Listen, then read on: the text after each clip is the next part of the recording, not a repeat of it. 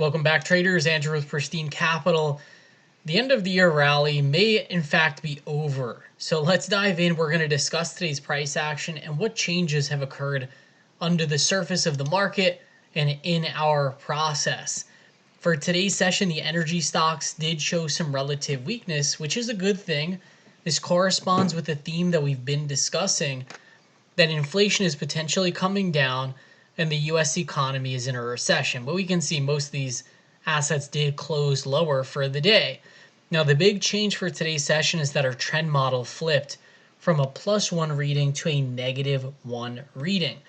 We discussed this in our Pristine Capital weekend market analysis video that is sent out to all subscribers on Sunday, that the risk-reward relationship in the market is no longer skewed to the long side. Markets did finish lower on the session. We had the S&P 500, it finished down 1.6%. Our NASDAQ QQQ down 1.47%. IWM small caps down big as well.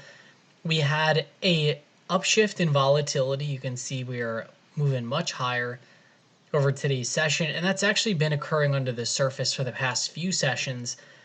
Our bonds were positive at a +0.28% day. Breadth was overwhelmingly negative. This is a big change in character for the market. We only had 13.5% up volume. Now, what makes this so difficult is, if you don't really have a process in your trading, what most retail traders do is they anchor on the recent past. And let's say like you're a trader, we've just had about like a 6-week rally in the market. Let's actually pull it up and take a look. You might have been having success on the long side, right?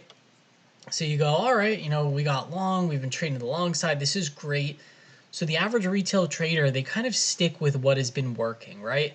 And the turns in the market are actually the most difficult because they just stick, they get tunnel vision, and they don't really have any sort of process for changing their approach to the market.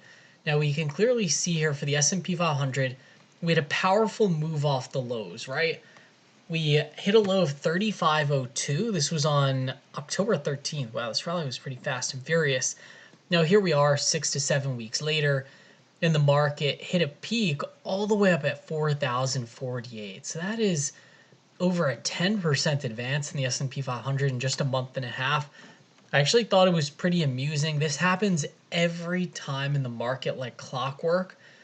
Whenever you have, let's say, a rally, people don't believe in the rally at first. Everyone's like, can't call it a rally yet. The market's going to crash, whatever. And by the time the rally gets really extended, then suddenly people have the genius idea that, hey, maybe the market has bottomed and maybe the market could rally. So I actually saw a lot of this online over the weekend. Like, could we have a Santa rally? And let's be honest, compared to what we've experienced the entire year, if we zoom back, we've had plenty of rallies over the course of the year. A lot of them were about 10%. But once you get to 10%, especially in this bear market where the Fed is tightening monetary policy, that's not where you go, oh, could we have a rally? For this past year, that's really where you have to be looking for the exit. So let's go over to today's price action, and we can see that we were in a tight range for about a week or two, right? Stuck in the range, diddling in the middle, whatever you want to call it. We ended up pushing out of the range, which was great. And that happened right into Thanksgiving. We pushed right up to this 200-day simple moving average. Awesome, we're breaking to the upside. But once we now broke back down into the range today, this actually has the potential to be a pretty deadly technical setup. This is called the look above and fail, where basically you have essentially a fake breakout. The market breaks out, but then sellers jump right in, and pretty much everyone that bought into the breakout is suddenly forced to stop out of their positions. We are trading below this 5-day EMA now, and we had pretty much stayed above the 5-day EMA for the past couple weeks. And look at this. On our hourly chart, let's pull up our weekly value area and see where we are. Let's see if TOS will cooperate. Yeah, appreciate you for being with me on tonight's video. I'm actually in New York. My mom had a minor surgery today, so I'm actually over here and on the limited setup. So you're not going to see the fancy edits tonight or anything like that. But let's see if we can get this hourly chart up. All right, great. So look at this. This is our hourly chart. This is our weekly value area. This is where most of the transactions occurred last week. Now, if we had just had a minor dip, and let's say support came in at this weekly point of control right around 4,000, that would be more of like, all right, this was just a dip. The dip was bought. No big deal. But we actually cascaded below this weekly point of control. So that shows us that in the very short term, on this weekly time frame, the sellers are officially in control of the auction. And this could go one of two ways. You could make the argument that, okay, maybe we test this bottom of the weekly value at 39.52.25, and maybe from there buyers come in and we have some renewed vigor in the market. Conversely, we could end up just cascading below it. And with sellers in control, we have to assign a higher probability that that could certainly happen. Given that we just had this amazing run in the market and the trend model just flipped to a -1, for us, it's important. We don't predict what's going to happen next. We just try to align ourselves with the probabilities. That's another common misconception with trading. A lot of traders, they want to have 100% certainty that they know what is going to happen next. And we'll, as we discuss this, we'll pull up the NASDAQ. We'll just kind of cycle through these indices. They want to have 100% certainty with what's going to happen next, right? And the reality is, in trading, you never have 100% certainty. But you have to still make decisions knowing that, hey, I could make a decision to de-risk and the market moves higher. Or vice versa. You could make a decision to stay fully invested and the market moves lower. You have to pick your battles. You have to align the probabilities in your favor. And you have to have a process. So for us, with the trend model flipping to a -1, that means taking some risk off the table and going to a more conservative posture. Take a look here, the Russell 2000. Yeah, it's actually below the 20-day simple moving average now. The Dow Jones, that one's been showing some really nice relative strength. Let's see what the Dow did today. Let's see if our toss setup will cooperate. Yeah, the Dow Jones is only testing that 10-day EMA, but we specifically said in our weekend video, hey, if we get some sort of bearish engulfing candle, we are not going to fight that, given some of this asymmetry that we're seeing on the tape.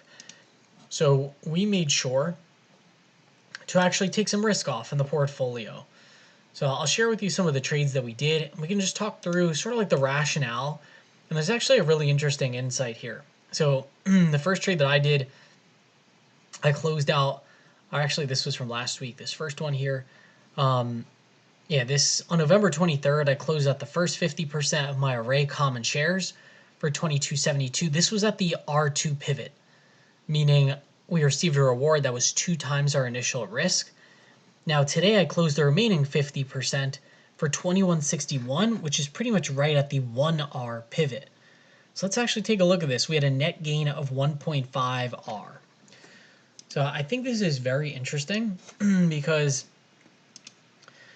this really comes back to the question of where's the optimal place to take a target for your particular trading strategy.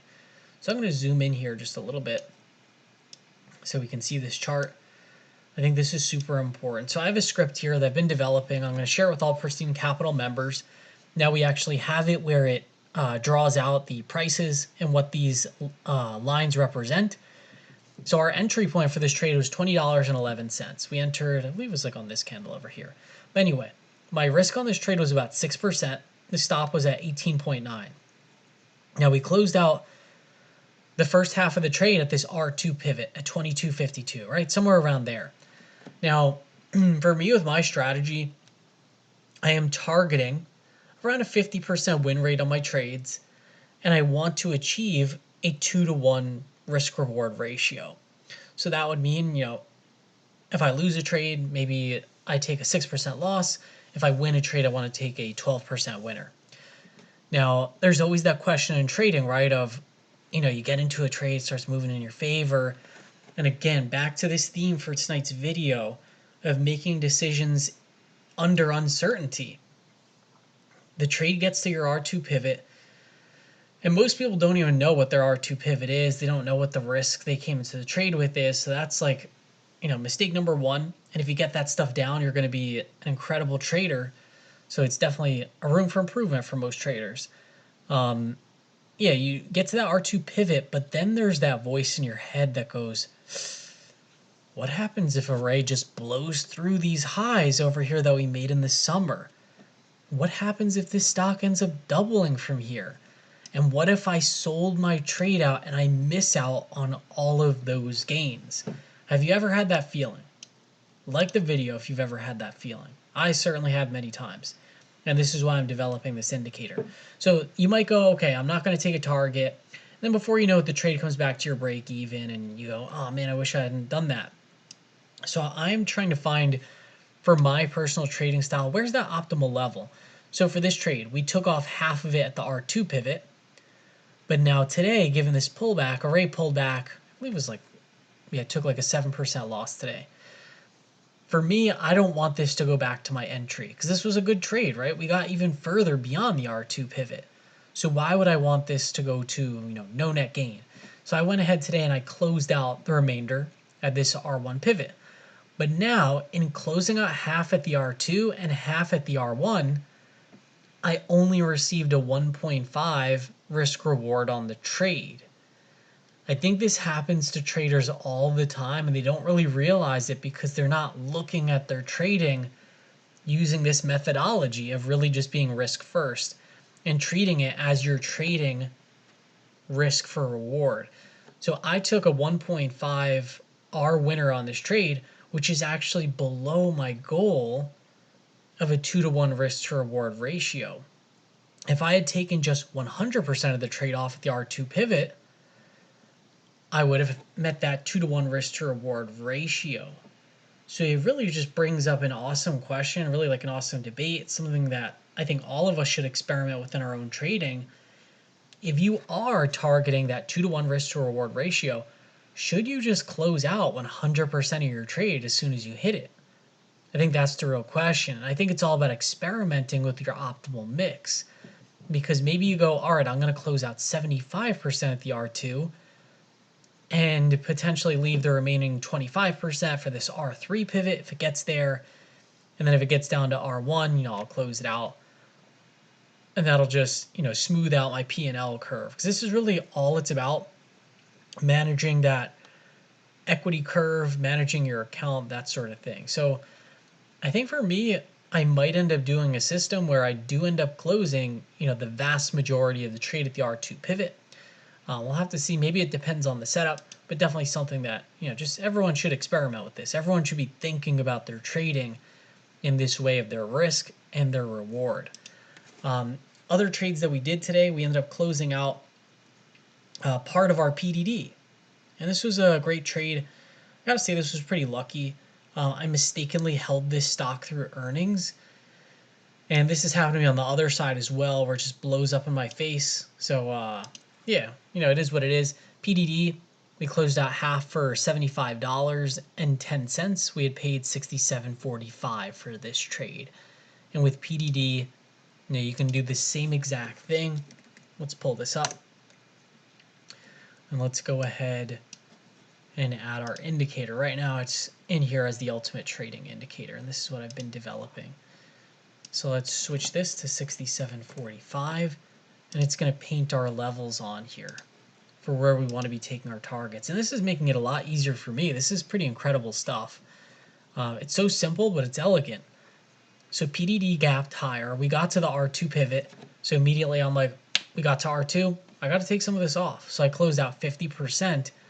PDD, I do think this has the potential to go way farther because the Chinese equities have been so depressed, and this company just knocked its numbers out of the park on earnings. So this is one where maybe I take half off at R2, but maybe I end up taking off that other half. It's tough to say where this stock could go, but you might have a trade where maybe it goes all the way up to like $90 or something, and it just makes all those other ones worth it. But I think it is important for everyone's trading. Always think about, hey, what's the risk reward that I'm targeting for my trading system? You should definitely write that down Because you might be a trader that goes, I always target the R3 pivot, and I'm not even taking any targets until we get to 3 times my risk. And if that's your style, you might have less trades that end up being winners, but your winners are going to be huge in comparison to your losses. So you can actually thrive as a trader doing that, and you could have a win rate that's well under 50%. So it's really cool stuff. I really just encourage everyone to think about their trading in that way. I think your results are going to improve big time. All right, so let's take a look at some of these others, and we're going to keep it as brief as possible. So we did that. Arista Networks closed this one out for essentially a scratch. And I just wanted to make sure to pull in risk because the trend model flipped, and that's part of my process. I also closed out these ARK December 16th 38 strike calls for 76 cents. I had paid 420. This was a horrible trade for me, honestly. You can see I wrote here the market increased significantly since this entry. I just didn't anticipate how much negative alpha would be associated with the ETF. That is, it's my fault. It's not like it's Cathie Wood's fault. I can be a little salty though. This is an innovation fund, and the top holding is web conferencing company Zoom, with a completely commoditized product and no moat or innovation. This was, for me, it was definitely a heartbreaker for this quarter. And the reason why is because I scaled into this ARK trade at an ideal point in terms of where the market was. The only problem is, look at the S&P 500 since October 13th. The market bottomed right here. The S&P 500 has just had a really nice advance, right? If you look here, this is like an old trading plan. Yeah, the S&P 500, as we discussed earlier, it's up 10 to 15% since this bottom. The trend has moved up and to the right. Most stocks have done the same exact thing. The ARK Innovation ETF, it's gone completely sideways. Unless you literally bought the bottom, which we got pretty darn close for our entry in ARK, there's no gain here. So this one, bad trade on my end.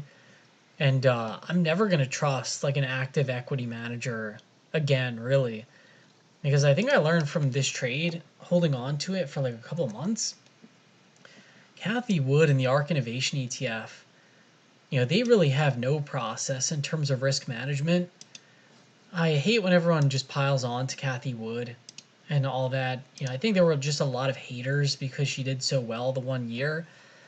But I gotta say, just from observing the fund, and I track this thing almost every day, I looked at the stats only, and this is embarrassing on her part to say, it's 32% of the companies in the ARK Innovation ETF have positive cash flows from operations.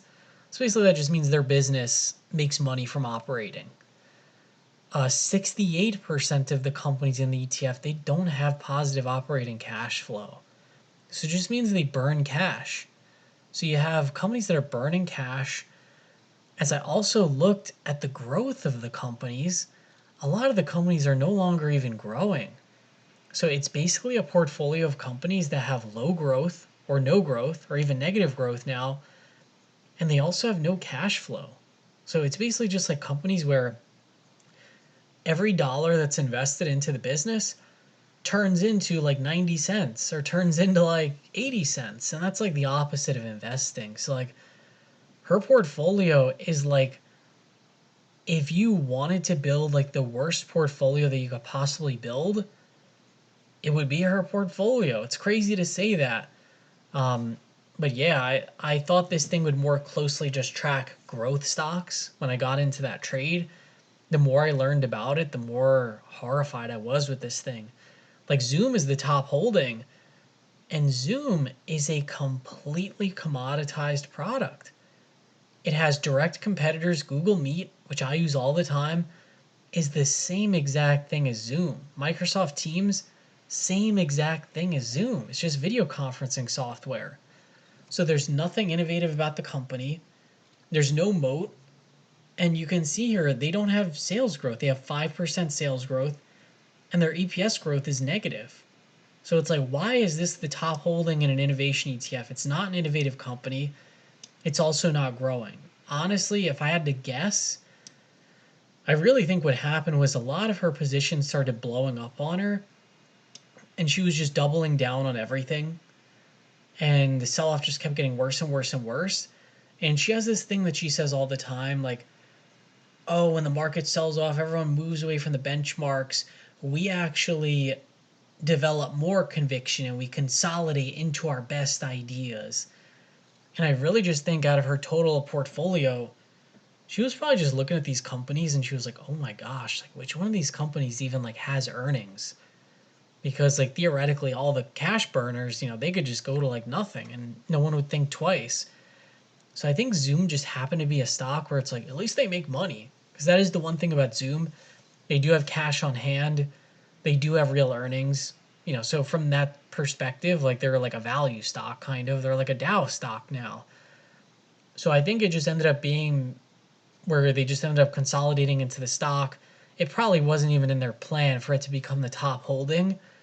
But I just think with all the weakness in Tesla, it ended up becoming a smaller holding than Zoom.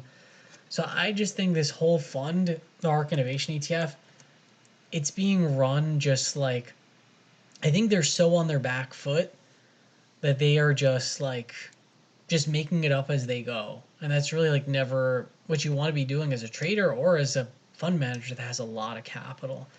So yeah, that trade honestly sucked. But we're going to move on because that's what we do. So we had a bunch of good trades this sequence. That was probably, the worst one of the sequence. But anyway, so that was our trading for the day. Overall, pretty solid. I'm glad to just be out of this ARK position. But yeah, heading into tomorrow, I'm really just heading into the rest of the week, rest of the month, rest of the year.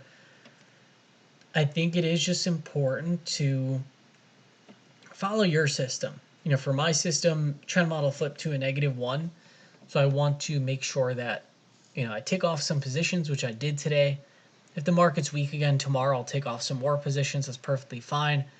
Pretty much all my common stock trades are profitable at the moment. Most of them I've taken targets on as well, so that's all good.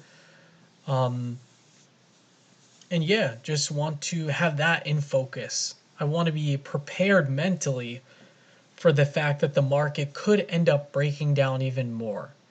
If it doesn't, that's even better. Would love to see the market rally higher into the end of the year. Even as we did our scanning, we put out a Pristine Capital weekend watch list every week. There was just no setups really. I saw this online as well. People saying like, yeah, there's a lot of setups now and whatever. And I think these are traders that they're just like, late on everything. I don't really know what's up with it, but as we did our scanning over the weekend, we just saw all the good stocks were extended. And this name's like SMCI. I think this was probably like the best stock over the course of this particular rally. I mean, look at this stock. This is a leader. It went from, on October 13th, it was $50.24. It went all the way up to $95.22, almost a 100% gain in the stock. So yeah, the rally got very late. So I think it makes sense that we either consolidate for a little bit, or this is really the ideal time for the market to roll over. It's all about just following the plan though. If the market rolls over, we're going to be A-okay. If it doesn't, our process is going to be able to pivot with that as well. Hope you all have an awesome rest of your evening. We'll see you all next time. Thanks so much for tuning in. Make sure to subscribe to the channel if you haven't already. Really appreciate you watching tonight. Thanks.